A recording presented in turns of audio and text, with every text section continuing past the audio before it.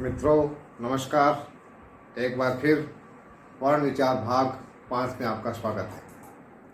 मित्रों, कल हमने अनुस्वार और अनुनासिक के विविध रूपों पर बात की थी।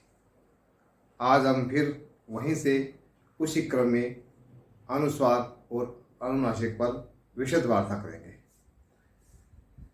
देखिए, हमने जो अनुस्वार के विविध रूपों पर बात की थी, परंतु कुछ रूपों पे हम बात नहीं कर पाए, वो इस वीडियो में करेंगे। हम इस वीडियो के बाद ये जान सकेंगे कि अनुस्वार और अनुनासिक में क्या फ़र्क होता है, तद्भव और तत्सम शब्दों में ये किस प्रकार अपना रूप बदलता है, अनुस्वार को किस प्रकार लिखा जाता है, अनुनासिक को किस प्रकार लिखा जाता है। इस प्रकार के विभिन्न विचारों का यहाँ विश्लेषण होगा, आपकी शंकाओं का समाधान भी होगा। हमने देखा है कि कुछ एक शब्द है जिनका उच्चारण करते समय वाचक संकोच करता है। यह शब्द आपके सामने है।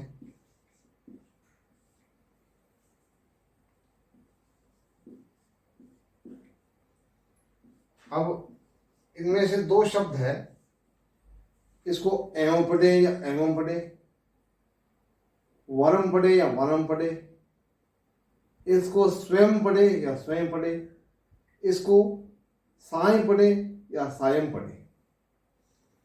तो इसमें एक सीधा सा नियम है कि जब ये अनुस्वार किसी शब्द के अंतिम वर्ण पर लगा होता है, तब इसका उच्चारण प वर्ग के पंचम वर्ण की तरह होता है, म। तो इसको आप आसानी से पढ़ सकेंगे। ये स्वयं, ये सायं, ये एवं, ये वरम। इसमें किसी प्रकार के कोई कंफ्यूजन की आवश्यकता नहीं है। एक तो आपको कहीं पर भी कोई शब्द मिलता है और उसके आखिर में ये बिंदु लगा है, तब आप उसका उच्चारण मां की तरह करेंगे, या मां ही करना है। अब आपने देखा होगा कि हमने जो अनुस्वार है उसको क वर्ग में देख लिया, प वर्ग में देख लिया, ट वर्ग में देख लिया, पांचों वर्गों में देख लिया, परंतु जब ये अंतस्थ से पहले आ जाए तो इनके उच्चारण में क्या भिन्नता आएगी। जैसे यो, रो, लो और व, इनसे जब पहले ये अनुस्वार आ जाए तो वहां इनका उच्चारण कैसे होगा, इस पर हम अभी बात करेंगे। तो देखिए, जैसे ये लिखा हुआ, अब ये से पहले, य से पहले अनुस्वार है, तो इसका उच्चारण कैसे करेंगे, संयम। जैसे र से पहले फिर बिंदु है, स पर अनुस्वार है, क्या पढ़ेंगे, संरक्षा, संरक्षण। इसी प्रकार य ल से पहले स पर अनुस्वार है, तो इसको कैसे पढ़ेंगे, संलाप। इसी प्रकार व से पहले स पर अनुस्वार है, इसको कैसे पढ़ेंगे, संवाद। अब मित्रों ये देखिए कि इनसे जो पहले अगर अनुस्वार आता है तो इसका आमतौर पर उच्चारण य की तरह होता है। यह क्यों होता है, क्योंकि यह का जो उच्चारण स्थान है वो भी तालव्य है, और र का स्थान वैसे तो है मूर्धा, परंतु इसका जो उच्चारण होता है अनुस्वार का वो यही होगा। ल का उच्चारण, हालांकि ल का उच्चारण दंत्य है, परंतु इसका भी जब ये अनुस्वार के रूप में होगा तब इसका उच्चारण भी यह की तरह होगा।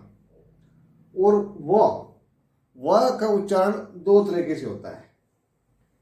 इसका उच्चारण जैसे संवत, तो म की तरह भी होता है और य की तरह भी होता है। हालांकि कामता प्रसाद गुरु की जो व्याकरण की पुस्तक है उसमें इन चारों के लिए लिखा है कि इनसे पहले इन सब का जो अनुस्वार लगता है तो उसका उच्चारण य की तरह होगा। इनको सबको तालव्य का जो तालव्य वर्ग है उसका जो अंतिम वर्ण है य, उसी का उच्चारण होगा। परंतु हम व्यवहार में देखते हैं कि वह चूंकि ये दंतोष्ठ औषधि है तो इसमें ओष्ठ ओष्ठे का भी गुण है, इसलिए इसका जो उच्चारण होता है वह म की तरह भी होता है और य की तरह भी होता है। इन दोनों विकल्प है। परंतु अगर एक अपने को नियम की बात रखनी हो तो हम कह सकते हैं कि वह से पहले भी इसका उच्चारण तालव्य य की तरह होगा।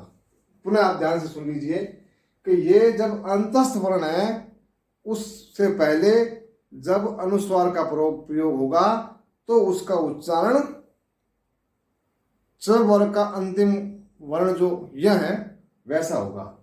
यहां व के साथ ये दोनों विकल्प है। संवाद भी बोल देते हैं, संवाद भी बोल लेते हैं, संवत भी बोल लेते हैं, संवत भी बोल लेते हैं।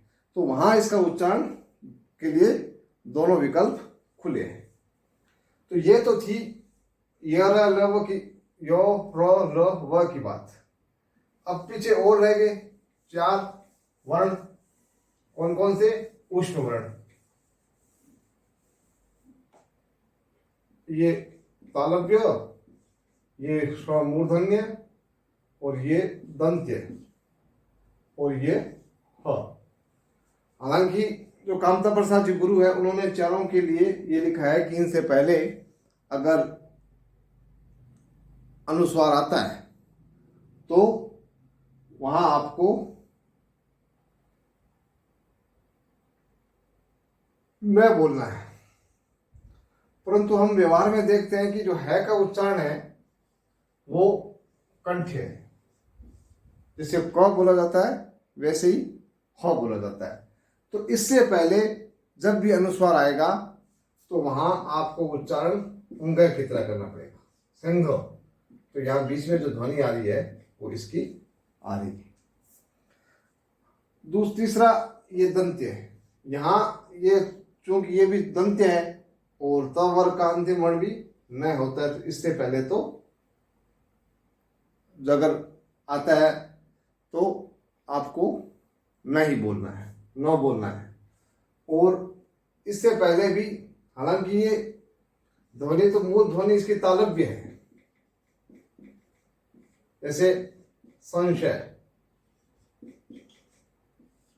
तो कामता प्रसाद जी ने तो सबके लिए न लिखा हुआ है, परंतु यहां हम देखते हैं कि ये जो शकार है वो तालव्य है और इससे पहले जब भी अनुस्वार आता है तो इसका उच्चारण य की तरह होता है। किसकी तरह?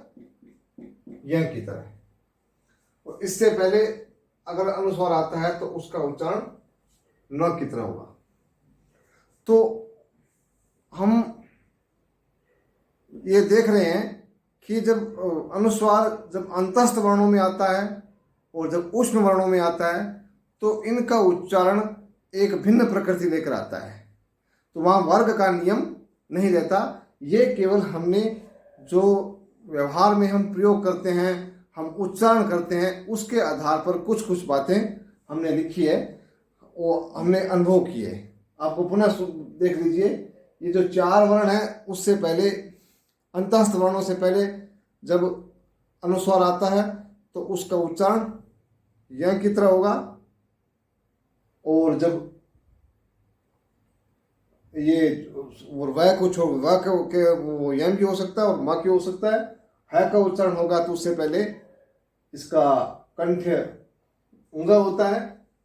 और जब ये सकार आता है तो उसके उच्चारण पहले हर्षव न होगा और ये आता है तो इससे पहले उच्चारण तालव्य ये होगा। तो ये कुछ बातें हैं जो हमने उच्चारण के माध्यम से अनुभव किए और सीखिए। उन सब बातों को मैंने यहाँ साझा किए। तो अनुस्वार इस प्रकार एक तो अंतस्थ वर्णों के साथ प्रयुक्त होता है, एक ऊष्म वर्णों के साथ प्रयुक्त होता है, और पांचों वर्गों की बात हमने गत वीडियो में कर ली थी। तो मित्रों, ये हमने एक जो आंसामी अनुस्वार आता है उसका किस प्रकार प्रयोग होता है, किस प्रकार उनमें रूप भिन्नता बनती है और कैसे उच्चारणों की भिन्नता बनती है, उसका हमने जिक्र किया है। अब हम कुछ बातें वो करेंगे जिनसे आपको स्पष्ट हो जाए कि ये अनुस्वार है और ये अनुनासिक है। तो कुछ उदाहरण देखिए। जैसे ये तत्सम है धूम, आप स्वयं बताइए क्या होगा? धुआं। ये तत्सम है चंचू, तद्भव क्या बनेगा? चौंच। यहां अनुनासिक है या अनुनासिक है। तत्सम अश्रु, तो यहां क्या बनेगा? आंसू। तत्सम तंतु है, तंतु कहते हो तार को, तो इसका तद्भव बनेगा तांत। तत्सम आमलक है, आमलक संस्कृत में आंवला को कहते हैं, तो तद्भव बनेगा आंवला। इसी प्रकार तत्सम वंश है, तद्भव बनेगा बांस। तत्सम उच्च है, तद्भव बनेगा ऊंचा। तत्सम चंद्र है, तद्भव बनेगा चांद, ये शुरू में बताया था। तत्सम श्यामल है, तद्भव बनेगा सांवला। तो आप देख रहे हैं कि जैसे ही तत्सम से तद्भव बनते हैं वहां अनुस्वार की जगह अनुनासिक का प्रयोग किया जाता है। तो ऐसे बहुत से उदाहरण हैं जिनसे आप समझ रहे हैं कि ऐसे तद्भव बनते हैं और तत्सम बनते हैं, और वैसे ही इनमें अनुनासिक और अनुस्वार का प्रयोग बदलता है। अब इसके अलावा हमारा जो अनुनासिक किस प्रकार प्रयुक्त होता है उसकी हम बात करेंगे। अनुस्वार की हमने खूब लंबी बात कर ली है। तो देखिए, जो हिंदी का ठेठ शब्द भंडार है, वहां जब भी नासिक के ध्वनि का प्रयोग होगा वहां सब जगह अनुनासिक होगा। उदाहरण के लिए जैसे हम वचन बदलते हैं, लड़की, इसका बहुवचन बनाते हैं तो लड़कियां, तो ये क्या हो गया? अनुनासिक। इसी तरह कारक में हम प्रयोग करते हैं ने का, तो में, ने, या में की बिंदी लगी है, वो क्या है? अनुनासिक है। उसी प्रकार उन्होंने जो रूप बनता है उसका बहुवचन रूप और कर्ता कारक बनता है, तो उन्होंने, तो यहां जो लगा हुआ है ये अनुनासिक है। हमें दिख अनुस्वार रहा है परंतु वास्तविक में ये अनुनासिक है। जैसे हम काल के साथ क्रिया बदलती है, जैसे एक वचन है तो करूंगा,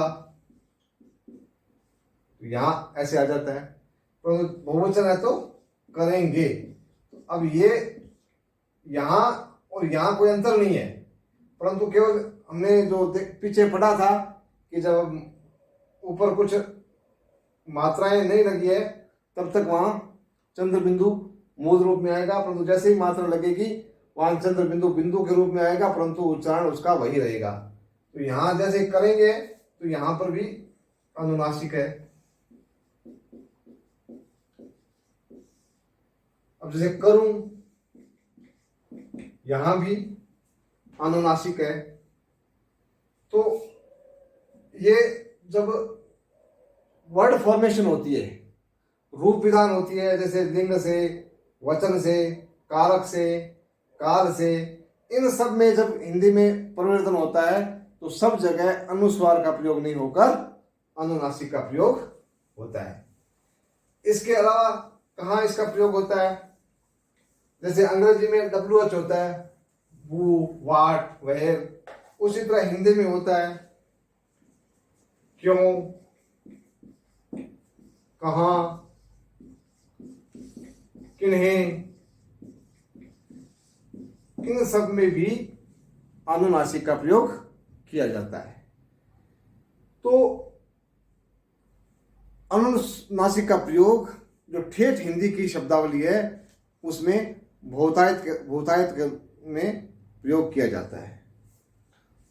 अब जब स्त्रीलिंग है का जो बहुवचन बनाता है उसके हमने कई रूप देखे थे, कुछ और रूप देख सकते हैं, जैसे रानी, रानियां, यहां भी अनुनासिक है, कन्या, कन्याएं, कलम,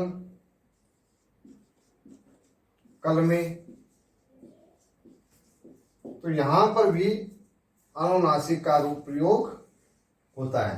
जैसे हमने अनुस्वार के समय बात की थी कि 7 तरह से अनुस्वार की विशेषता है, तो अब हम वैसे ही अनुनासिक की बात कर रहे हैं कि अनुनासिक कैसे कैसे रूपों में प्रयुक्त होता है। इसलिए हमें यहाँ बात करने की जरूरत पड़ रही है, क्योंकि जो अनुनासिक के लिए जो लिपि चिन्ह है वो अनुस्वार की तरह है। तो हम भ्रमवश अनुनासिक को अनुस्वार नहीं समझ रहे, इसलिए हम विस्तार से पूरी बात कर रहे हैं। जैसे वस्तु के साथ बहुवचन बनाया तो वस्तुएं, यहां पर भी क्या है, अनुनासिक है। इसी प्रकार जब हम जो आकारांत पुल्लिंग शब्द होते हैं, जैसे लड़का, इनका तिर्यक बहुवचन बनाते हैं, लड़कों, तो यहां पर भी ये क्या है, ये मूलतः क्या है, ऐसे मैंने कल बात की थी कि आप पुरानी हिंदी देखोगे तो आपको लड़कों ऐसे मिलेगा। आज से 30-40 साल पहले की जो हिंदी देखोगे, प्रिंट में देखोगे तो आपको लड़कों ऐसे मिलेगा। तो वास्तविक रूप से वो उच्चारण तो आज भी वैसे ही है, परंतु लिखित रूप में हम इसको ये अनुस्वार के रूप में लिख रहे हैं। जैसे तिर्यक बहुवचन नेता, नेताओं,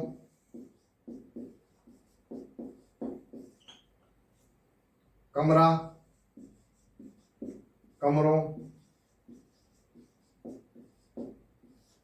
कई जिनमें रूप केवल वचन नहीं बदलते हैं, उनमें भी जो बहुवचन बनाते हैं तिर्यक बहुवचन के, तो वहां पर भी हम अनुनासिक का प्रयोग करते हैं। जैसे रूप, रूपों, रंग, ये रंगों। ये जो यहां पर जो ये आपको अनुस्वार दिख रहा है, ये अनुस्वार नहीं है, सचमुच ये अनुनासिक है। तो मित्रों, यहां एक समझने की आवश्यकता है कि अनुनासिक जब मात्रा रूप में प्रयुक्त होता है, जो वर्ण उस पर जो बिंदु रूप में आता है, तो वहां आमतौर पर वो अनुस्वार न होकर के अनुनासिक होता है। तो इसलिए हमें अनुनासिक के प्रयोग को बहुत भली भांति समझना जरूरी है। अब हम इसके बाद आगे बात करेंगे कि कुछ जो मूल रूप है वहां आपको विकल्प के रूप में बिंदु का प्रयोग नहीं करना है। जैसे शब्द है अन्य, तो यहां आप ऐसे अ पर बिंदु नहीं लगा सकते, आपको न हर्ष लिखना ही पड़ेगा। इसी प्रकार शब्द है धन्य, तो आपको यहां पर किसी प्रकार का बदलाव करने की आवश्यकता नहीं है। इसी प्रकार शब्द है अन्न, तो अब आप इसको यहां पर अ के ऊपर बिंदु लगाकर इसको प्रकट नहीं कर सकते। एक बात को यह ध्यान रखना, जो मूल शब्द है उन शब्दों में किसी प्रकार की कोई छेड़खानी करने की आवश्यकता नहीं है, अन्यथा भाषा में विकृति आ जाएगी और भाषा की वो अशुद्धता कहलाएगी। दूसरी बात, जहां पर भी ये पंचम वर्ण म और न है, उससे पहले अगर ये इसी रूप में आते हैं तो वो उसको आपको उनके हर्ष रूप के साथ लिखना है। जैसे धम्म, प्राकृत में आता है, धर्म से धम्म बनता है। जैसे अन्न, जैसे सुनना पड़ गया। तो ये इस प्रकार के भी आपको उदाहरण मिलेंगे जहां पर म का प्रयोग है, उससे पहले भी म आ रहा है, तो वहां आपको विकल्प के रूप में अनुस्वार का प्रयोग नहीं करना है, वहां आपको म ही रखना है, वहां आपको नहीं रखना है। अन्य शब्दों में इस प्रकार की आपको चीज देखने को नहीं मिलेगी। तो मित्रों, हमने यहाँ अनुस्वार और अनुनासिक के विश्लेषण को अच्छी तरीके से समझाने का प्रयास किया है। अब आपकी बारी है कि आप इस विश्लेषण को कहाँ तक समझ पाए हैं, कहाँ तक नहीं समझ पाए हैं। अगर आपको इसको ठीक से समझना है तो आपको कई उदाहरणों से अपनी बात को समझना पड़ेगा। जैसे एक उदाहरण मेरे अभी ध्यान में आ गया, जैसे हम लिखते हैं हंस, ये पक्षी है, तो यहाँ क्या है, ये अनुस्वार है। ये हंसना यहाँ क्या है, अनुनासिक है। संस्कृत में हंस धातु है, उसी से हंसना बना है। तो यहाँ देख लीजिए, जैसे ही तद्भव बना वहाँ हंसना आ गया। तो ऐसे आप रोजमर्रा की जिंदगी में ऐसे शब्दों को छांटिए। अभी लॉकडाउन है, अपने मित्रों से बात कीजिए, ऐसे कौन से शब्द हो सकते हैं जिनमें अनुस्वार का प्रयोग है और जिनमें अनुनासिक का प्रयोग है। क्योंकि व्याकरण थोड़ा सा दुर्लभ विषय होता है और उसके साथ बहुत अभ्यास करने की आवश्यकता होती है।